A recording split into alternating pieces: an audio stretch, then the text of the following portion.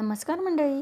सकाळी सकाळी बनवूया मस्त असं आपलं महाराष्ट्रीयन सूप. त्याच्यासाठी घ्यायचे आहेत हुलगे किंवा कोळीत मस्त व्यवस्थित भाजून घ्यायचे आहेत आणि हे मिक्सरला बारीक पावडर करून घ्यायचे आहे. त्याच्यामध्ये आपण भाजलेलं जिरं, ओवा, हिंग, हळद, भाजलेले धने, मीठ असं घालून बंद डब्यामध्ये ठेवायचं आहे आणि ज्यावेळेस लागेल तसं पाण्यात हे पीठ कालवून त्याला जिरे मोहरीची तुपाची फोडणी द्यायची आहे.